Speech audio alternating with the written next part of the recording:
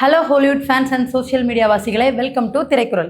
இன்றைக்கி நம்மளோட வீடியோவில் யாரை பற்றி, அதாவது தமிழ்நாட்டோட ஒரு முக்கியமான சினிமா நடிகர், இப்போ ஒரு அரசியல்வாதி, அவரை பற்றி தான் பார்க்க போகிறோம். தலைமை செயலகத்தில் ரொம்பவே ஹாட் ட்ரெண்டிங்காக போயிட்டுருக்க டாப் 3 சினிமா அப்டேட்ஸ் நம்மளோட முதலமைச்சர் தளபதி விஜய் அவர்களை பற்றி தான் இந்த வீடியோ முழுக்க பார்க்க போகிறோம். வீடியோ முழுசாக பாருங்கள், ஏன்னா அந்த கடைசியில் தான் நம்ம எதிர்பார்க்குற கிளைமேக்ஸ் ட்விஸ்டே இருக்கு. சரி, நம்ம கிட்ட இருக்கிற முதல் நியூஸ் என்னன்னா, சோஷியல் மீடியா முழுக்க இப்போ பூவே உனக்காக படம் அளவுக்கு ஃபிளாஷ்பேக் மோடுக்கு போயிருச்சு. ஏன் திடீர்னு பூவே உனக்காக படத்தை பற்றிலாம் இவ்வளோ இதாக பேசிட்டு இருக்காங்க அப்படின்னு நம்ம அலசி பார்த்தோம்னா, ரீசெண்டாக நம்ம முதலமைச்சர் விஜய் அவர்கள் கார் ஓட்டுற ஒரு வீடியோ ஒன்று வைரல் ஆச்சு. அந்த வீடியோவில் அவரே காரை ஓட்டிட்டு போகிற மாதிரி இருக்கிறதுனால அந்த வீடியோ ட்ரெண்ட் ஆச்சு. பாருங்க, ஒரு முதலமைச்சரே தன்னால் கார் ஓட்டிட்டு ரோட் ஷோ போகிறாரு அப்படிங்கிற மாதிரி அந்த வீடியோ ட்ரெண்ட் ஆச்சு. அந்த வீடியோ ட்ரெண்ட் ஆன உடனே, அந்த வீடியோ ட்ரெண்ட் ஆனதுக்கு முக்கியமான காரணத்தில் ஒன்று, அவர் பக்கத்தில் ஒரு கிளாஸ் இருக்குது. அந்த கிளாஸில் ஏதோ சம்திங் ஜீரக தண்ணியோ இல்லை ஹாப்பி ஃபிஷ் ஜூஸோ ஏதோ ஒன்று இருக்குது. ரெண்டில் ஏதோ ஒன்று இருக்குது. அது அதுக்கு பல பெயர்களும் கொடுத்து வீடியோ வைரல் ஆகிட்டு இருந்துச்சு. இதை பார்த்தோன்னே நம்ம தமிழ்நாட்டோட ஒரு மூத்த பத்திரிகையாளர் ஒருத்தருக்கு நல்ல கோவம் வந்துச்சு. அவர் உடனே ஒரு பெரிய போஸ்ட் ஒன்று எழுதுறாரு. அதில் அவர் என்ன எழுதுறாருன்னா, அட போங்கப்பா, பூவே உனக்காக படம் எடுத்த காலத்திலேயே டைரக்டர் எவ்வளோ வற்புறுத்தியும் அந்த ஹாலில் ஒரே ஒரு பத்திரிகையாளர் இருந்தார். அவர் முன்னாடி நம்ம இமேஜ் கட்டிடக்கூடாதுன்னு ஒரு கிளாஸ் பீரை கூட தொடாதவர் இப்போ இப்படியா பண்ண போறாரு? ஒரு முதலமைச்சராகி இதுவரைக்கும் எந்த முதலமைச்சருமே பண்ணாத ஒரு விஷயத்த, அதாவது தானே வண்டியை ஓட்டிட்டு தானே ரோட் ஷோ போறாரு. அவர் போய் ஓட்டிட்டு போற வண்டியில குடிச்சிட்டு போவாரா? அதுவும் கசக்கி தூர போடுற 2 ரூபாய் கிளாஸ்லயே அவர் குடிப்பாரு அப்படிங்கிற மாதிரி ஒரு விஷயத்த அப்படி எகிரி ரொம்ப கோவப்பட்டு கேட்குறாரு. அவர் முன்னாடியே பத்திரிகையாளர்களை மதிக்கக்கூடியவர், தன்னோட இமேஜ் கெட்டக்கூடாதுங்கிறதுல ரொம்ப கவனமாக இருக்கக்கூடியவர், அண்ட் அவர் ரொம்ப நல்லவர். அந்த ரேஞ்சுக்கு இந்த மூத்த பத்திரிகையாளர் ஒரு பெரிய போஸ்ட் ஒன்று எழுதியிருக்காரு.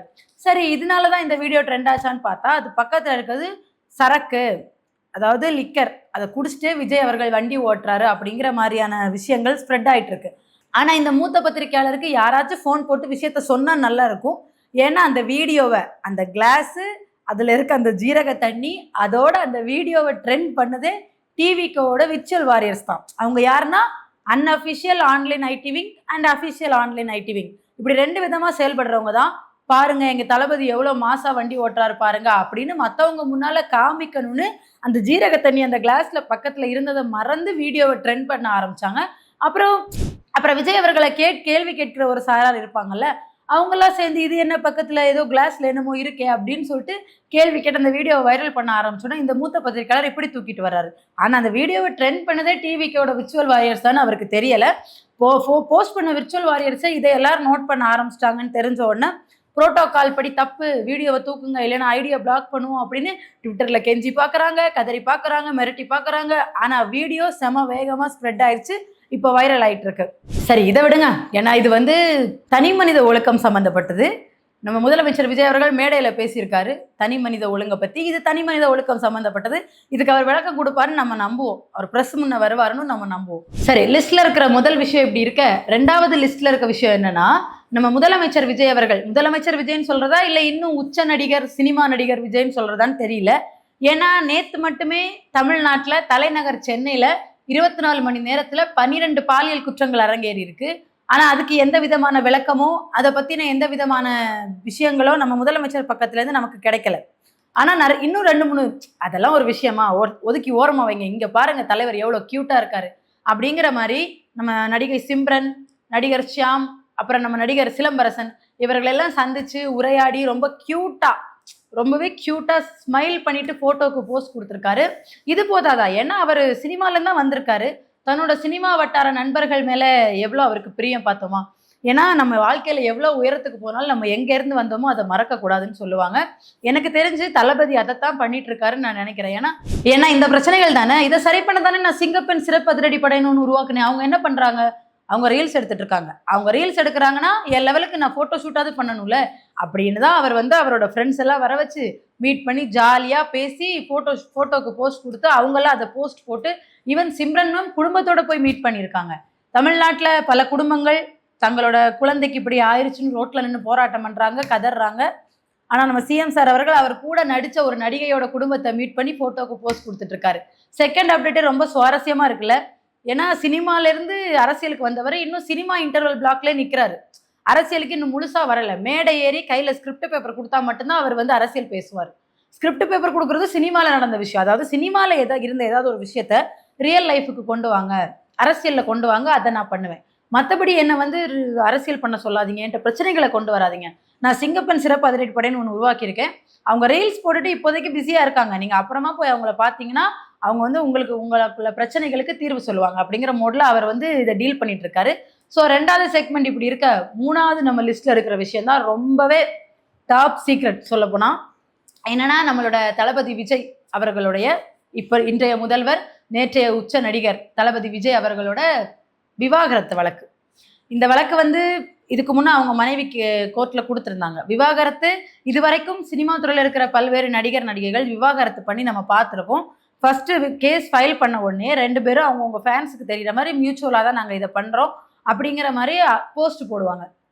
ஆனால் சமீப காலத்தில் அந்த மாதிரி எந்த விதமான போஸ்ட், அதாவது ஒரே ஒரு தரப்புல இருந்து நான் விவாகரத்து கோரி இருக்கேன் அப்படின்னு ஒரு இன்ஸ்டா போஸ்ட் போட்டு அதை எதிர்மனுதாரர் வந்து இல்லை என்கிட்ட டிஸ்கஸ் பண்ணவே இல்லை அப்படிங்கிற மாதிரி போட்ட முதல் வழக்கு நம்ம ஜெயம் ரவி அப்புறம் நம்ம ஆர்த்தி அவர்களோட வழக்கு தான். நம்ம முதலமைச்சர் அவர்களோட மனைவி சங்கீதா அவர்கள் கோர்ட்ல மனு தாக்கல் பண்றாங்க, எனக்கு விவாகரத்து வேணும். அதுக்கு அவங்க அடுக்கிற காரணங்கள்லாம் ரொம்பவே ஏற்கத்தக்கதாவே இருக்கு. என்னன்னா, முதல் விஷயம், இவங்க வந்து இன்னொரு பொண்ணோட அஃபேர்ல இருக்காங்க, அதை அவரே ப்ரூஃப் பண்ற மாதிரி தான் பொது வெளியில நடந்துக்கிறாரு. தோழின்னு சொல்றாங்க, ஓகே தோழி, நாங்க தப்பா புரிஞ்சுக்கிறோம், அப்படியே இருக்கட்டும். 2வது, என்ன பிசிக்கலி மென்டலி அபியூஸ் பண்ணாங்க அப்படின்னு சொல்றாங்க. இந்த மாதிரி வரிசையா நிறைய காரணங்கள் வைக்கிறாங்க. இதுக்கு விஜய் அவர்கள் தரப்புல இருந்து எந்த பதிலும் தொடக்கத்துல வரல. மகளிர் தினம் அன்னைக்கு மகளிரின் மாண்பை போற்றும் வகையில அந்த பிரச்சனைக்கு ஒரு பதில் கொடுத்தாரு. மேடை ஏறி கீழே அவ்வளோ மகளிர் இருக்காங்க, மேடையில ஏறி அதெல்லாம் ஒர்த்து இல்லை, உங்களை கல்யாணம் பண்ணிக்கிட்ட ஒரு ஒய்ஃப், 2 குழந்தை பார்த்துருக்காங்க, இத்தனை வருஷம் கூட வாழ்ந்திருக்காங்க, அவங்கள பத்தி மகளிர் தினம் அன்னைக்கு மகளிர் முன்னிலையில மேடையில ஏறி அதெல்லாம் ஒருத்தர்ல கண்டுக்காதீங்க அப்படின்னு பேசின நம்ம முதல்வர் இன்னைக்கு அந்த விவாகரத்து நேற்று கோர்ட்டுக்கு வந்துச்சு. எனக்கு நிறைய ஒர்க் இருக்கு, நான் முதலமைச்சர் ஆகிட்டேன், எனக்கு நிறைய அஃபீஷியல் வேலை இருக்கு, நான் வேணா வீடியோ கான்ஃபரன்ஸ்ல வரவா அப்படின்னு நீதிபதி கிட்ட கேட்டிருக்காரு. ஏன்னா தமிழ்நாட்டில் சட்டம் ஒழுங்கு சீர்கெட்டிருக்கு, நான் வேற எல்லா இடத்துக்கும் மாறு வேஷத்துல போயிட்டு இது பண்ணிட்டு இருக்கேன், போட்டோக்கெல்லாம் போஸ்ட் கொடுக்கல, போட்டோக்கு எனக்கு டூப்பு போடுற ஒருத்தர் போஸ்ட் கொடுத்துட்டு இருக்காரு, நான் வந்து சட்டம் ஒழுங்கு சீர்கெட்டு இருக்கிறதுனால அதை கண்காணிக்கிற வேலையில் இருக்கேன், அதுக்கு ரிவ்யூ பண்ணிட்டு இருக்கேன், அதனால நான் வேணா வீடியோ கான்ஃபரன்ஸ்ல வரவா அப்படின்னு கேட்டதுக்கு நீதிபதி டென்ஷன் ஆயிட்டாரு.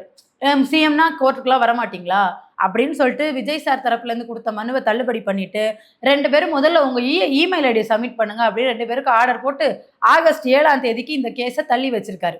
ஆனா வழக்கறிஞர் வட்டாரங்கள் என்ன சொல்றாங்கன்னா, ஆகஸ்ட் 7ஆம் தேதி இந்த கேஸ் எப்படி நடக்கும்னா, கேமரா எதுவும் இல்லாம, அதாவது ஊடகங்கள் யாருக்கும் கோர்ட் வளாகத்துல அனுமதி இல்லாம, பொதுமக்கள் யாருக்கும் அனுமதி இல்லாம இன் கேமராவா ஒரு அறைக்குள்ள வச்சு அவங்க 2 பேருக்கு மட்டும் கவுன்சிலிங் கொடுக்க போறதா சொல்லப்படுது. ஏன்னா சங்கீதா அவர்கள் மட்டும்தான் எனக்கு விவாகரத்து வேணும் அப்படின்னு மனு கொடுத்துருக்காங்க. விஜய் அவர்கள் தரப்புல இருந்து எந்த விதமான மனுவும் கொடுக்கப்படல. அதனால விஜய் அவர்கள் சேர்ந்து வாழ ஆசைப்படுறாரோ அப்படின்னு வழக்கறிஞர் வட்டாரங்கள் பேசுறாங்க. ஆனா தலைவர் மேடை ஏறி ஒர்த் இல்லை அப்படின்னு பேசுவார், அதை நீங்க கண்டுக்க கூடாது. இந்த அலிகேஷன்ஸ் வரும், அவங்க வந்து டிவோர்ஸ் ஃபைல் பண்ணுவாங்க, அடுத்த நாளே தன் தோழி கூட ஒரே கலர்ல ட்ரெஸ் போட்டு அவர் திருமணத்துக்கு வருவார், அதை பத்தி நீங்க பேசக்கூடாது, ஏன்னா ஒர்த் இல்லை. அப்புறம் அவர் பதவி ஏற்கிற விழாவுக்கு அவங்க தோழி, நான் எதுவும் சொல்லலை, அவங்க தோழி வந்து சந்தோஷப்பட்டுக்கிட்டாங்க. அண்ட் ஒரு தோழியா அவருடைய சுக துக்கங்கள்ல கூட இருக்கணும் இல்லையா, அதனால வந்தாங்க, அதை பத்தியும் பேசக்கூடாது, ஏன்னா ஒர்த் இல்லை.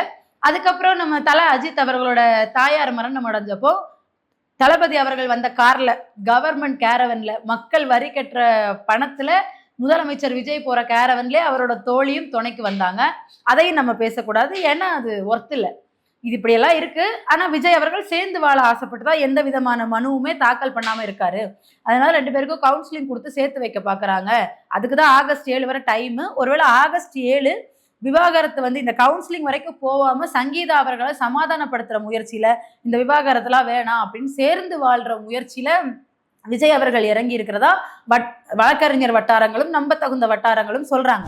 ஆனா நம்ம முதலமைச்சர் கம் தளபதி விஜய் அவர்களோட எந்த செயல்பாடுமே அவங்க கூட சேர்ந்து வாழணும், இல்லை இந்த விவாகரத்து வேணாம், நான் இந்த உறவை பிரிச்சுக்க விரும்பலைங்கிற மாதிரி இல்லை, அவங்க கேட்குற ஜீவனாம்சம் கொடுக்க வருத்தப்பட்டு வேணா சேர்ந்து இருக்கிற மாதிரி எனக்கு தோணுது. நான் சொல்றேன், பர்சனல் ஒப்பீனியன். அதனாலதான் இந்த வீடியோ கான்ஃபரன்ஸ் மூலமா வர்றேன்னு கேட்டு மறுபடியும் தள்ளி அடிக்கிறது. ஏற்கனவே போன மாசம் விசாரணைக்கு வர இருந்த வழக்க தள்ளி வச்சாங்க. இப்போ மறுபடியும் தள்ளி வச்சு ஆகஸ்ட் 7ஆம் தேதி, ஜூலை கூட இல்லை, ஆகஸ்ட் 7ஆம் தேதி.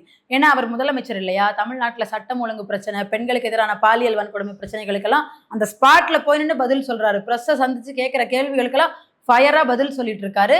அதனால அவர் பிஸியா இருக்கிறதுனால இந்த வழக்கை தள்ளி வச்சிருக்காங்க. இப்படி ஒரு மனுஷனால எப்படி சினிமா ஃப்ரெண்ட்ஸே ஹேண்டில் பண்ணி தமிழ்நாடுங்கிற ஒரு மாநிலத்துல எந்த விதமான பிரச்சனையும் இல்லாம நல்ல விதமா நடத்தி ஃபேமிலி வாழ்க்கையை ஹேண்டில் பண்ண முடியுது பாருங்களேன்.